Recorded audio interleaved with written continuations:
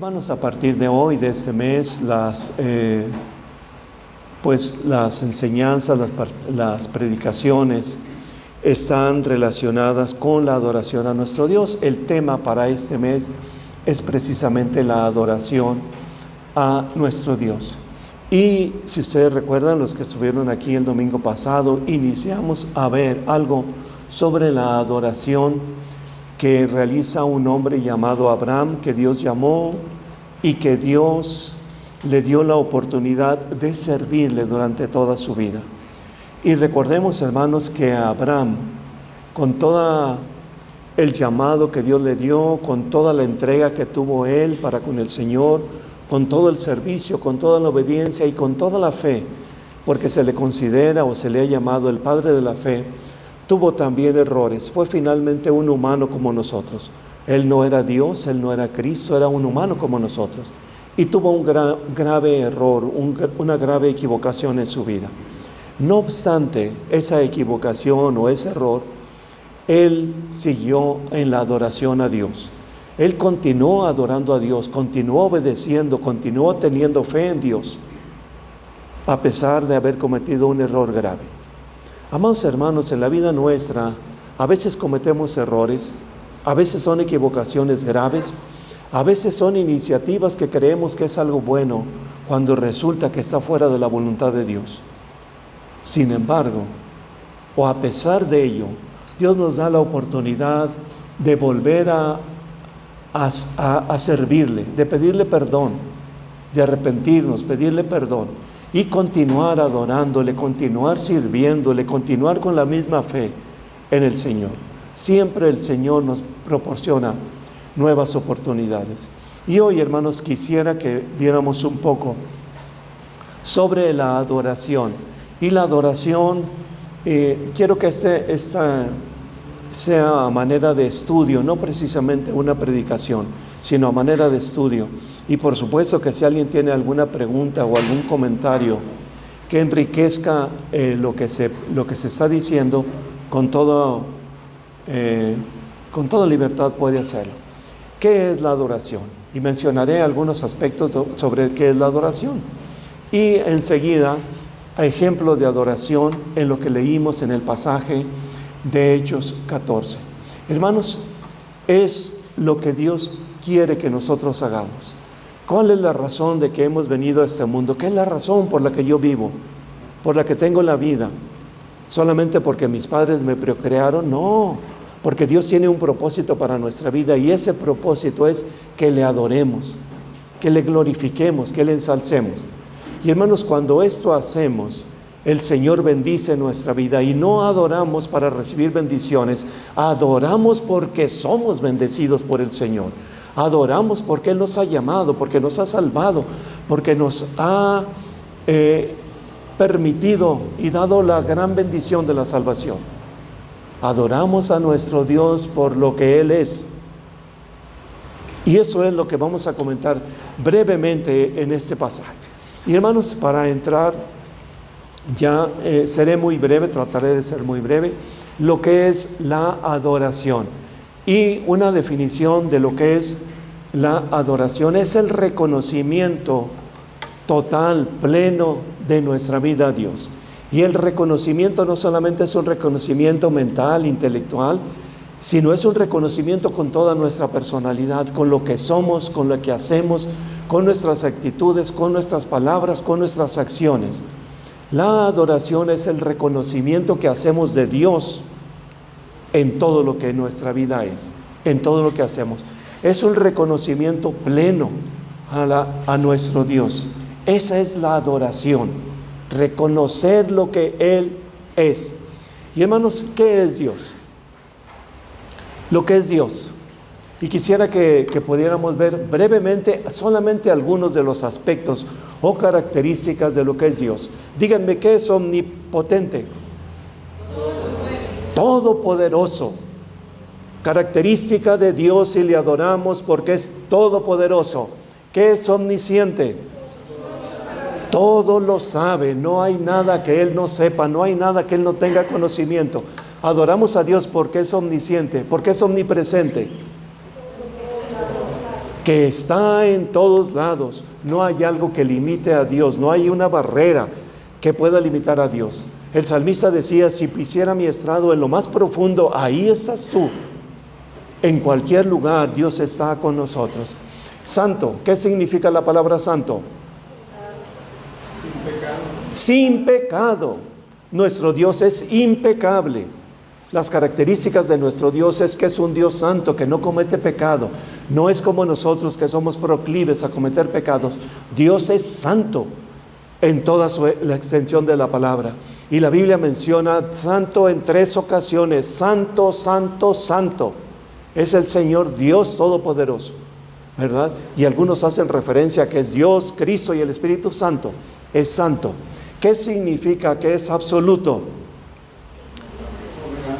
Que es soberano, que es independiente, que es ilimitado, que no hay nada que lo pueda limitar y que está imposibilitado el Señor de hacer. Es absoluto, Él tiene todo bajo control. ¿Qué es creador? Él es el que hizo todo, es el que creó todo. Y hermanos, a veces pensamos en las cosas que vemos, en lo que está a nuestro alrededor, en nosotros mismos, pero dice la palabra de Dios que con tus dedos hiciste el universo. ¿Qué tan grande es el universo? ¿Cuántas estrellas hay? ¿Cuántos planetas? ¿Cuántos sistemas planetarios solares? Ni siquiera sabemos, ni siquiera nos imaginamos. Eso lo hizo Dios. Y dice, con tus dedos creaste todo. Entonces Él es el creador. Nada de que teorías que dicen otras cosas. Él es creador. Y hermanos, en la palabra de Dios, cuando habla como Dios creador, no dice se supone que Dios hizo esto, se supone que Dios creó al hombre. No, dice categóricamente en el principio creó Dios los cielos y la tierra, sin lugar a ninguna duda. La única que tiene la autoridad para decir como Dios creador es la Biblia, la palabra de Dios, y así lo dice. Sustentador, sustenta todo lo que ha creado. Hermanos, ¿cómo es que nuestro planeta se mueve a la velocidad que gira alrededor del Sol y sobre él mismo? A la distancia que estamos del Sol.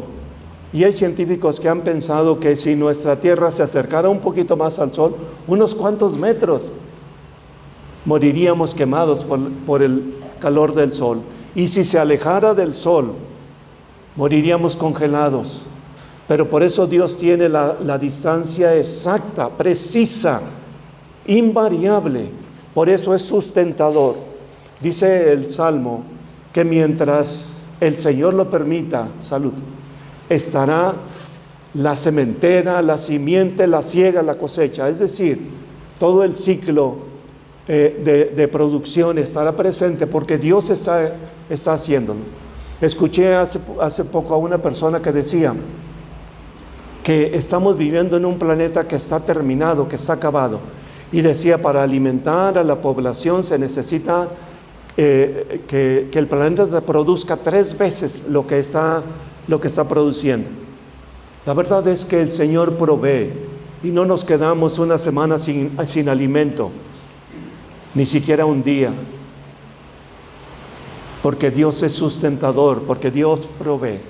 Es salvador. Él es nuestro Salvador, Él es el que nos ha rescatado, el que nos ha librado de las garras del enemigo. Es Padre Celestial. Hermanos, a mí es muy significativo leer en su palabra que Dios es Padre. Porque no es que me identifique con Él, es que como Padre yo sé lo que se siente tener hijos. Y como hijo yo sé lo que es ser hijo por mis padres. Pero cuando hablamos de Dios, es un Padre perfecto, no como nosotros que nos equivocamos tanto. El Señor Jesús lo dijo, ustedes siendo malos, no le van a dar una serpiente a un hijo cuando le pide un alimento. ¿Verdad que no lo hacen? ¿Cuánto más de bendiciones dará vuestro Padre Celestial a los que le piden? Por eso nuestro Dios es Padre Celestial, es amor. Y no que sea solamente amoroso, en su naturaleza, dice la Biblia, Dios es amor, ¿verdad? Y soberano, que es Señor, que está sobre todo. ¿Alguien puede decirme alguna otra característica? Estas no son todas, por supuesto. Díganme otra. Es misericordioso. Muy bien. ¿Qué más? Es justo. Clemente. ¿Qué más? Es Señor, es Rey, es Gobernador. Y todas las demás características que encontramos en la palabra de Dios, de lo que es Dios. ¿Por qué adoramos a Dios? Por todo esto, por todo lo que hemos dicho y por todo lo que han expresado ustedes y por todo lo que dice la palabra de Dios, por lo que Él es. Por eso es la adoración. La adoración es por lo que Dios es. ¿Saben la diferencia entre adoración y alabanza?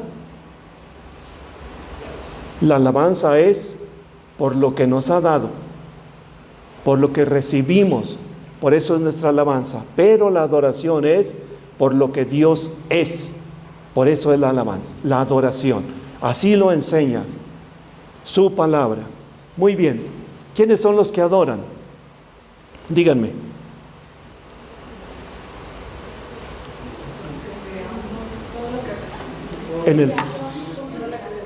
En el Salmo 150 dice: todo lo que respira, alabe al Señor. Y en un término general, o en un término abierto, se refiere pues a todos los seres vivos. Pero en un término más particular, más preciso, lo que la palabra de Dios está diciendo, que adore al Señor todo el que tiene espíritu. ¿Quiénes son los que tienen espíritu? Los seres humanos, porque Dios puso espíritu en nosotros. Entonces todos los seres humanos debemos adorar a nuestro Dios. Todos los seres humanos debemos adorar. En Juan 4 dice que los verdaderos adoradores adoran en espíritu y en verdad. No solamente es una adoración física o de emociones o de pensamiento, es con el espíritu. Y es una adoración verdadera, no es una oración falsa, ni fingida, sino es una adoración verdadera. Los que adoran, pues nosotros somos, hermanos, los que debemos adorar a nuestro Dios. ¿Cuándo adoramos? Díganme, ¿cuándo adoramos a Dios? Así es. ¿Cuándo? Sí. Siempre que oramos, adoramos a nuestro Dios, debemos hacerlo. Y bueno, ya que menciona nuestra hermana que oramos, era algo que iba a tocar más adelante. Pero siempre que oramos debemos adorar a Dios, porque a veces cuando oramos solamente le presentamos al Señor una serie de peticiones y de necesidades, como si le entregáramos un pliego petitorio. ¿Y qué de la adoración? ¿Y qué de lo que dice la oración modelo, el Padre Nuestro? Cuando inicia dice: Padre nuestro que estás en los cielos, santificado. Y esa es una palabra de adoración. Santificado sea tu nombre. Antes de pedir, antes de presentarle mis necesidades, antes de decirle lo que siente mi corazón, debo adorar a nuestro Dios. Entonces en la adoración, ¿cómo podemos decir? Sin falta adorar a Dios. Adoramos a Dios, hermanos, cuando Él nos bendice. ¿Y qué podríamos decir de bendiciones al Señor? Nos sustenta, nos da salud, nos da casa, nos da ropa, nos da medicamento, nos da alimento, cobija. Sin dudarlo, en las bendiciones debemos adorar a Dios. Pero mencioné puras bendiciones materiales. ¿Qué bendiciones espirituales recibimos de Dios? La salvación. Díganme otra. La paz, la santidad, la fe, el gozo, la vida eterna, su palabra, el Espíritu Santo, el Señor Jesucristo, la oración.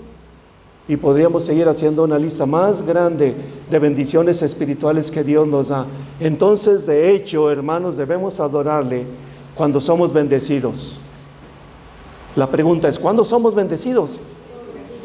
Siempre somos bendecidos, hermanos. Fíjense que cada día es una nueva bendición de Dios. Yo escuché hace mucho que decían que este es un día menos de mi vida. Y saben que no. Es un día más de mi vida. Porque ¿cuántas personas murieron ayer? ¿Cuántas personas murieron durante la noche? Y nosotros tenemos un nuevo día, un día más que agregar a nuestra vida. No es un día más, no es un día menos, es un día más que Dios nos da. Porque pudimos haber muerto en la noche, como muere tanta gente. Pero Dios nos permitió ver este nuevo día. Entonces es bendición para nuestro Dios por lo que Él nos da, por lo que recibimos de Él. Cuando hay necesidades, por supuesto. Hermanos, a veces solamente adoramos a Dios en bendiciones. Pero cuando hay adversidades, cuando hay problemas, cuando hay situaciones difíciles o circunstancias, parece que no adoramos a Dios y solamente le reclamamos o solamente le exigimos o solamente le estamos preguntando ¿por qué? Pues ¿por qué no? Y nuestra pregunta no debe ser ¿por qué, Señor?, sino ¿por qué no, Señor? Si tú lo permites, si tú lo das, ¿por qué no? ¿Por qué no he de recibirlo? ¿Por qué no he de recibir la adversidad? ¿O por qué no he de recibir los problemas si finalmente son para bendición mía? ¿Por qué no he de recibir las circunstancias que me van a hacer crecer y me van a fortalecer mi fe? Claro que sí. Entonces no solamente cuando somos bendecidos, sino también cuando viene la adversidad a nuestra vida. La adoración no es por las circunstancias, hermanos, que vivimos. La adoración es en medio de cualquier circunstancia en que estemos viviendo. Debemos adorar a nuestro Dios. Debemos reconocer lo que Él es y debemos adorarle. A la adoración cuando oramos, ya comentábamos, nuestra hermana nos comentó, reconocer las características de nuestro Dios. Ya mencionamos ahí omnipresente, omnipotente, omnisciente, omnisapiente, santo, amor, todopoderoso, soberano, etc. O las demás, perdón por usar la palabra etcétera, debe decir las demás características de nuestro Dios. Por todas las características que tiene nuestro Dios, cuando oramos, debemos adorarle. Pero la adoración, hermanos, tiene como base el que amamos a Dios. No podemos adorar a Dios sin amarle.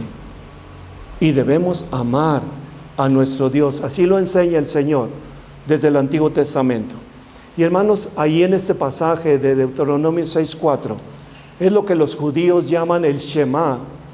Y la palabra Shema es en el arameo. Quiere decir, oye Israel. Y entonces cuando los padres tenían a sus hijos desde que nacían, empezaban a decirle Shema a sus hijos, que le estaban diciendo, oye Israel. Y luego repetían todo el texto, oye Israel, Jehová nuestro Dios, uno es. Y hermanos, cuando el Señor da a Moisés para que escriba esto, ellos vivían en medio de pueblos idólatras, paganos, que tenían muchos ídolos y muchos dioses. Pero cuando el Señor habla y le dice a sus hijos, a su pueblo y a nosotros su iglesia, el Señor uno es. Entonces descarta cualquier posibilidad de tener otro Dios o un ídolo o cualquier creencia que no sea nuestro Dios. Por eso el Señor lo categoriza desde el principio. Uno es nuestro Dios.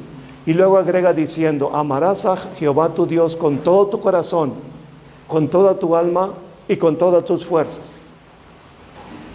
Con todo tu corazón significa con todo tu sentimiento, con todo tu sentir.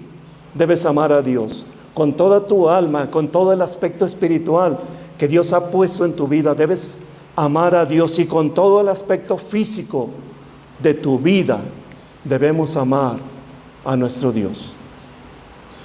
Por eso, hermanos, la adoración a nuestro Dios inicia cuando nosotros amamos a Dios.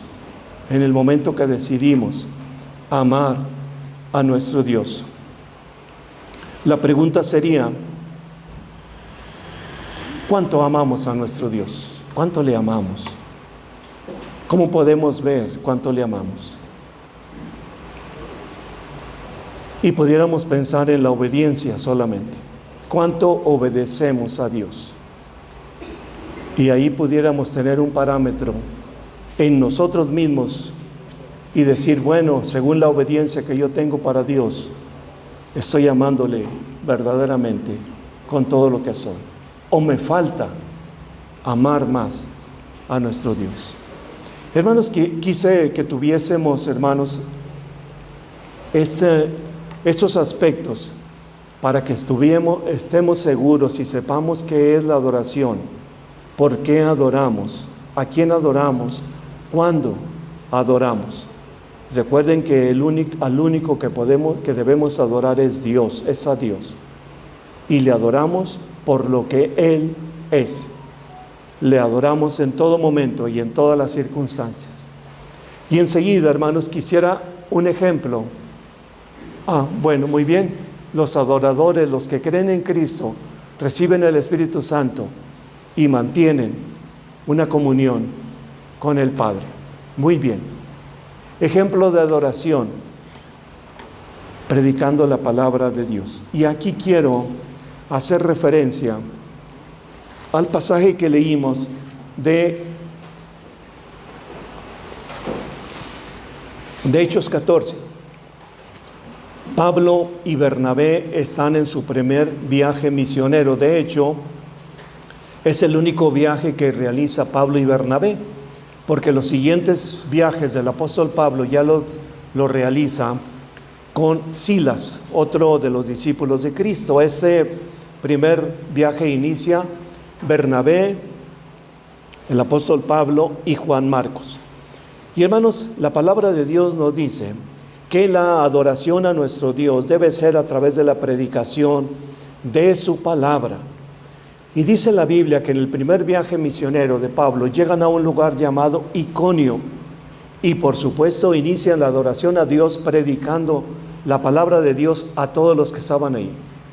Y era la costumbre de Pablo ir primero en donde había sinagoga, en algún lugar donde había sinagoga, ir primero a la sinagoga y hablar primeramente con los que estaban reunidos ahí, que en su mayoría eran judíos, y que lo hacía porque deberían ellos ya tener el conocimiento de Dios y conocer la promesa de la venida de Cristo Jesús. Por eso iba a la sinagoga. Y hermanos, allí cuando está en esa ciudad llamada Iconio, se da un doble resultado con la predicación. Por un lado, el primer aspecto es que siembran la palabra de Dios, viene la predicación, gente se convierte, gente recibe a Cristo, gente que creen en Cristo y tienen la salvación, y por supuesto llega una vida de cambio en la vida de aquellas personas que son evangelizados y que se convierten en discípulos de Cristo. Y el apóstol Pablo y Bernabé empiezan la discipulación, a enseñarles todo lo que la palabra de Dios les enseña, lo que el Señor quiere.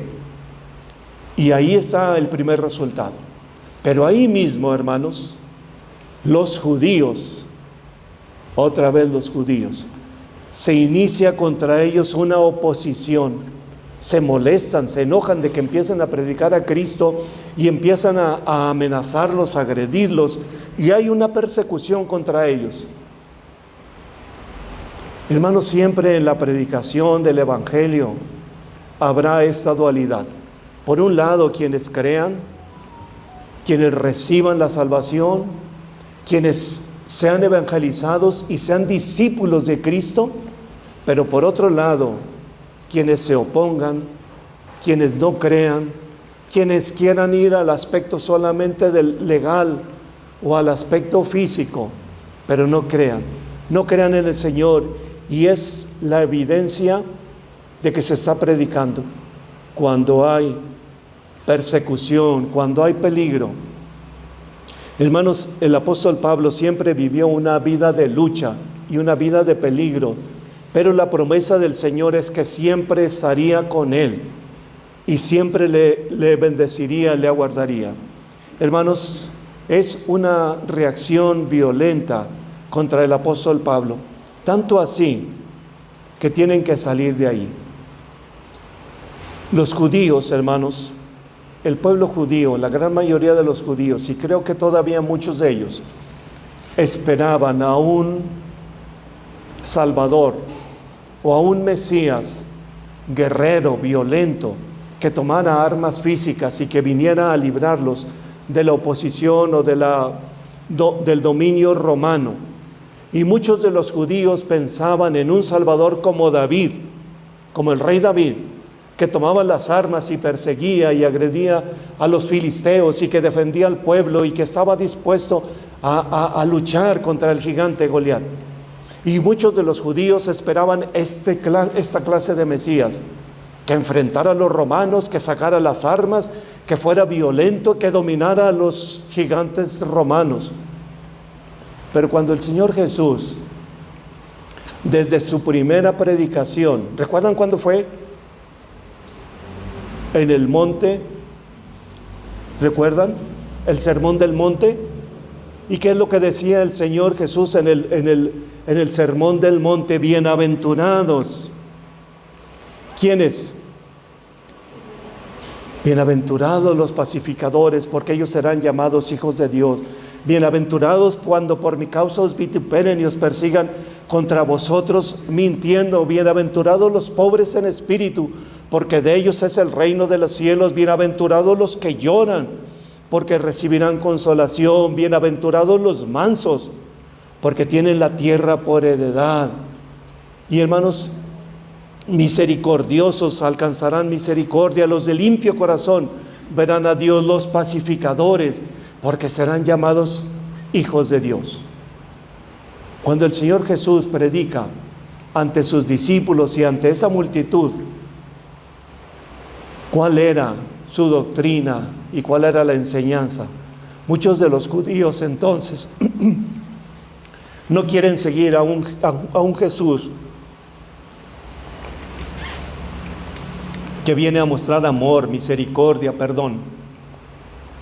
Ellos querían a un Cristo vengativo, a un Cristo violento, a un Cristo asesino. Y el Señor no es así. Por eso muchos se van y por eso muchos se decepcionan. Y por eso en las sinagogas donde iba el apóstol Pablo, no reciben esta enseñanza. Amados hermanos, el Señor Jesús recibió sobre él todo el peso de nuestro pecado. Y fue un cordero que se entregó para morir por nosotros. Y lo persiguieron hasta que lo llevaron a la cruz del Calvario para morir. Cuando una persona o una iglesia lleva el mensaje de salvación a las personas que no conocen al Señor, siempre habrá oposición, siempre habrá personas que están en contra de llevar la palabra de Dios y de que se predique la palabra de Dios. Siempre habrá oposición a llevar la palabra de Dios. Y quiero hacer referencia a otro aspecto más del apóstol Pablo. Cuando salen de esta ciudad llamada Iconio, van a otra ciudad llamada Listra. Es lo que el pasaje que leímos mencionó. Llegan a aquella ciudad y observan que hay un hombre imposibilitado para caminar desde que había nacido. Era un hombre ya grande. Entonces Pablo fija en él la vista y el Señor realiza un milagro a través del apóstol Pablo, dándole la salud, completa la sanidad a aquel hombre. Y aquel hombre, de estar imposibilitado para caminar durante muchos años, después de la oración del apóstol Pablo, aquel hombre se levanta, camina y empieza a correr como si estuviera completamente sano. Está completamente sano. Entonces había allí un templo a Júpiter y piensan que el apóstol Pablo es una de sus deidades que ha bajado y que por eso hace milagros. Y los sacerdotes de ahí traen guirnaldas y traen toros para ofrecerle en sacrificio, creyendo que ellos son dioses.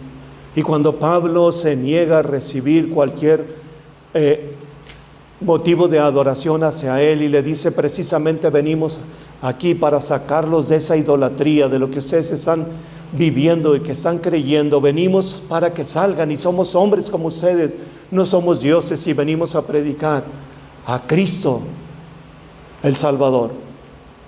Cambian completamente la forma de pensar de ellos, y después de quererlos adorar, ahora quieren asesinarlos.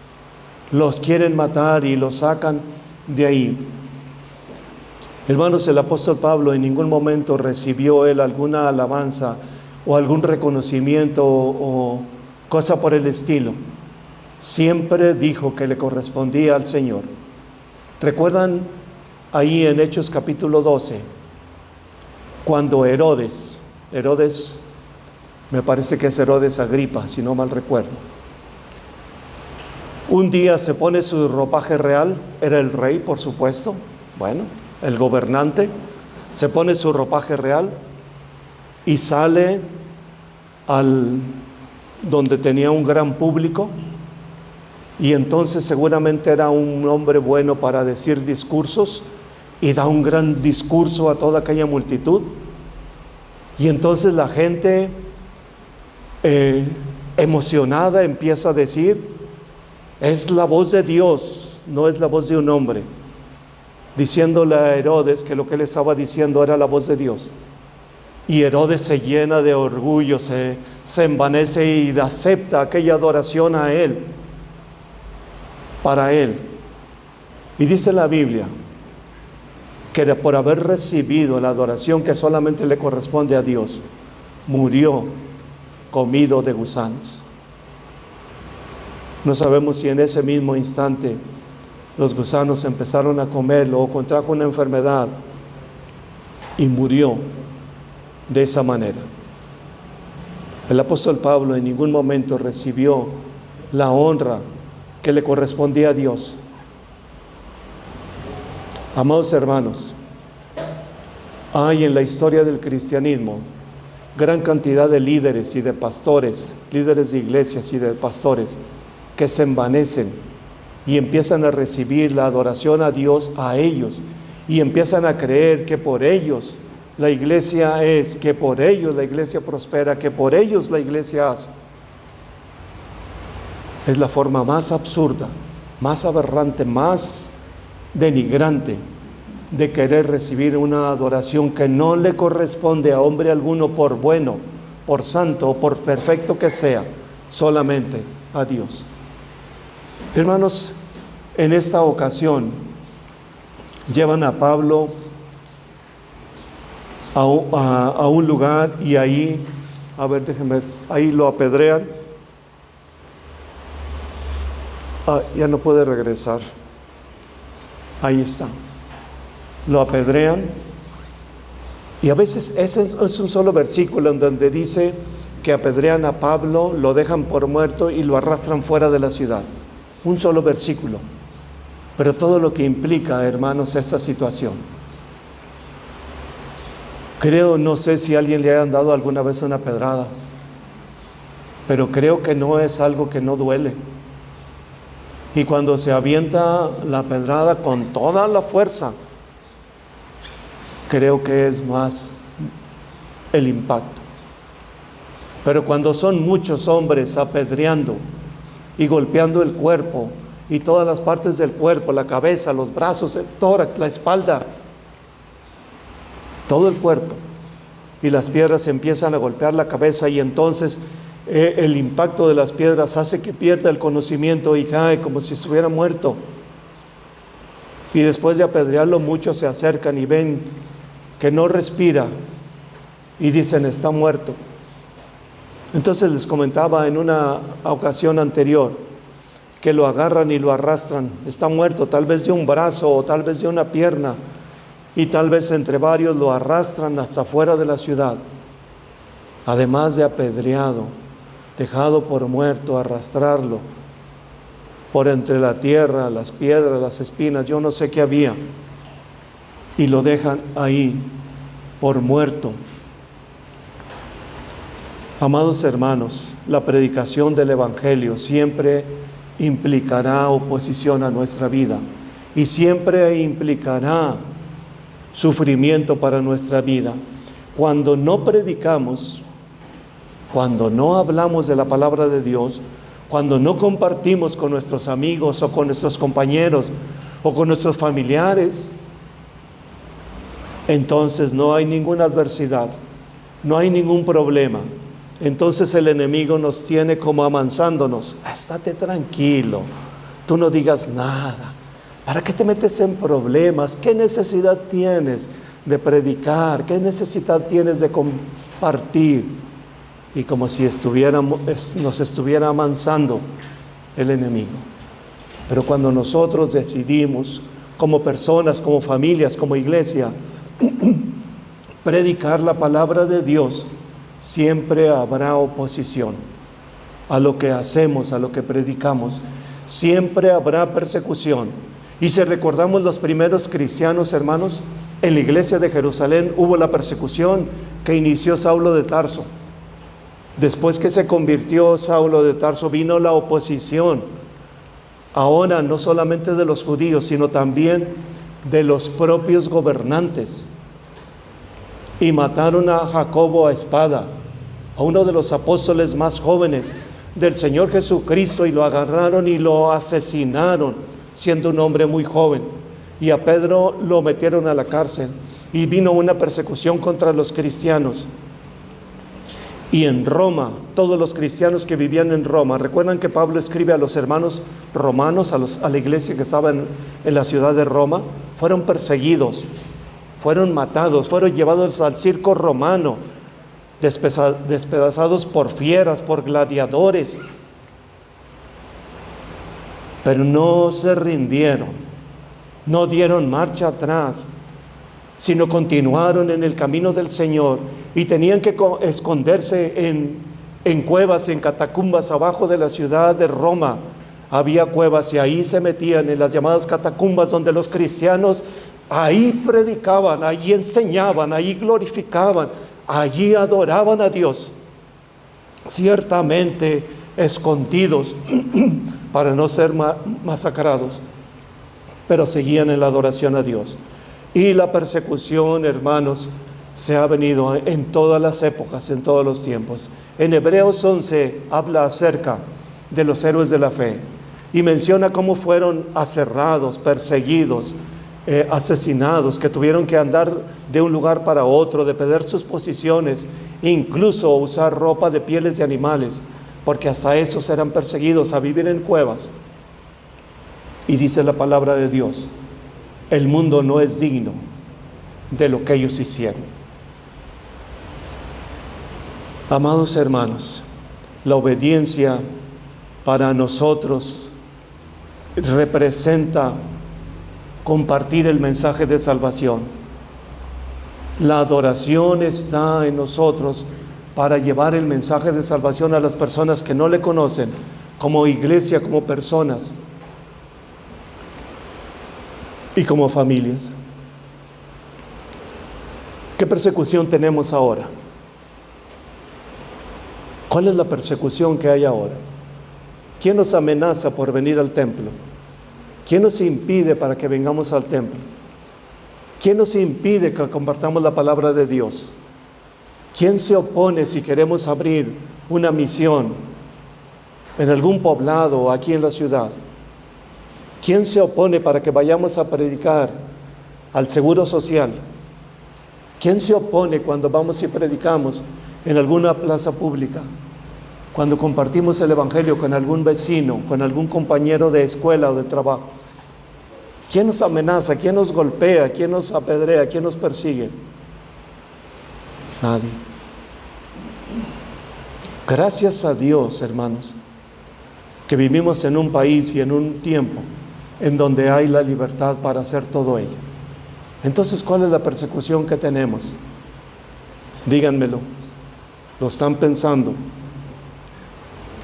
El pecado, la indiferencia a la palabra de Dios, la apatía a cumplir la palabra de Dios, nuestros propios pensamientos, nuestra propia desobediencia.